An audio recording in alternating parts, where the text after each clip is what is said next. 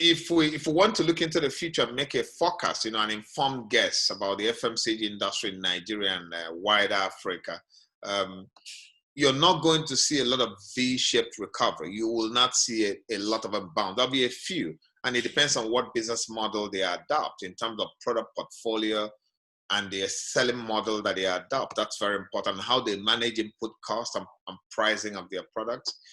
Because the consumers are struggling with the economies having devaluation 25-30%. Many of FMCG depend on imported input materials, and they cannot take big price increases.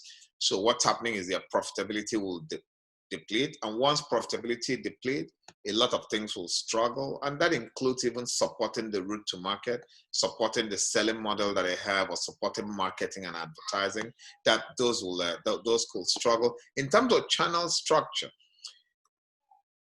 Africa, Nigeria has seen emergence of some modern trade store, even when their contribution remains small, but with lower per capita purchase by consumers, whose incomes have taken a beating. I mean, you saw the Nigeria in terms of employment rate. I think our unemployment is 27%, underemployment nearer 30%. So in terms of per capita purchase, you're going to see a decline in per capita purchase.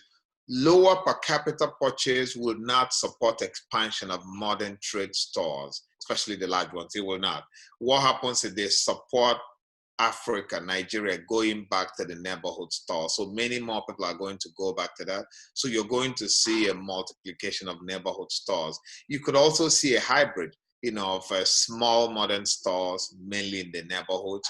And it's tricky for FMCG because managing multiplicity of stores is challenging. Going direct to retail in that instance would desire that you hire thousands of sales reps, and that's huge cost, and the issues with productivity and efficiency.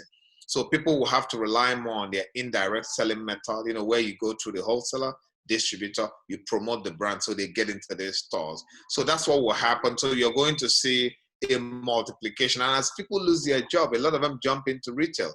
And I think one of the easiest retail to get into will be the FMCG retail. So you're going to see big multiplication. And companies will be relooking the way they go to market their selling model to make sure they keep at pace with what's happening. E-commerce relevance will stay, but you're going to see a quasi e-commerce model evolving, where people place orders, through WhatsApp, to the trade, and that happens. So it's not going to be the classical e-commerce that will expand broadly. You're going to see more of a quasi e-commerce. We basically use text and WhatsApp, to push, to send an order, and we transfer money, and the goods either get delivered or we stop by somewhere and pick up the goods. So you're going to see e-commerce keep trending, but it's going to be a kind of e-commerce that's slightly different from what we know as a classical e-commerce. So that, in a nutshell, that's what you're going to see. You're going to see, so your multiplication of stores will happen. Per capita purchase will go down. It's already gone down. It will go down further.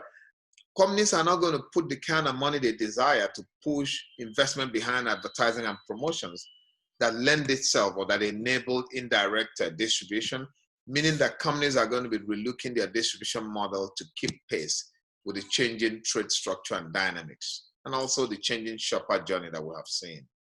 Thank you very much.